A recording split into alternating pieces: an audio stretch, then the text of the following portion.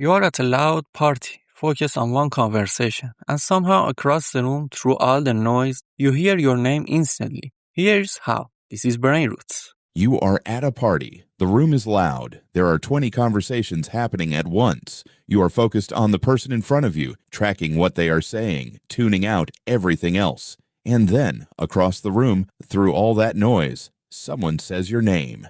And you hear it instantly. You were not listening for it. You could not consciously filter for it. And yet your brain found it. This is called the cocktail party effect, and it reveals something remarkable about the way your brain processes the world around you. Here is what most people do not realize. Your brain is not processing only what you are paying attention to. It is processing everything. Every conversation in that room, every sound, every voice, all of it is being analyzed simultaneously beneath the level of your conscious awareness. Your attention is a spotlight.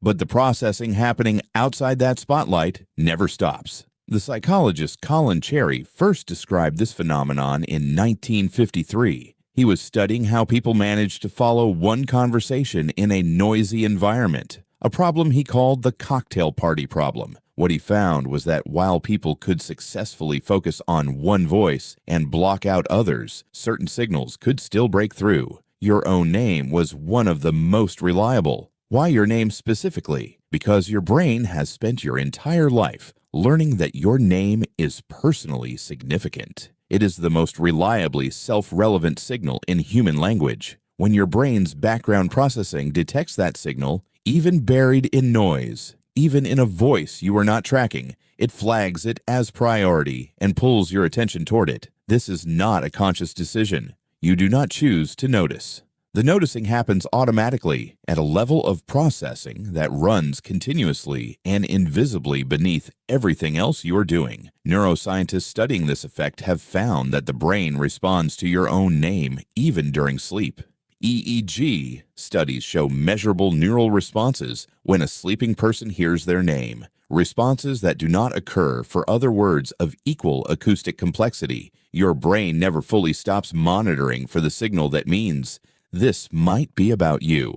The same mechanism explains why you can suddenly tune out of a conversation when you realize it has nothing to do with you, and why you can just as suddenly tune back in when something relevant surfaces.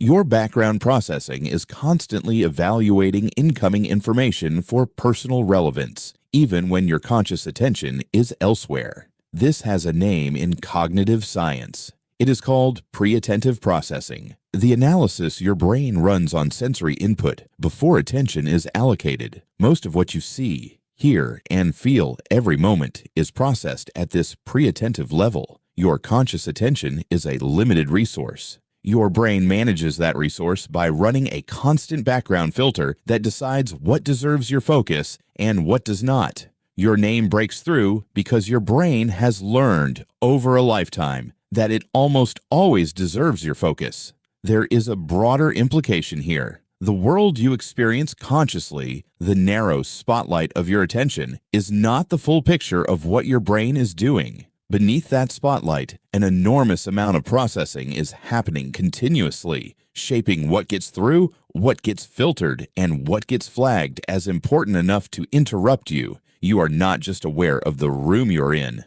Your brain is monitoring it, and it has been the entire time. If you enjoyed this video, don't forget to like and subscribe to Brain Roots. Thanks for watching and see you in the next video.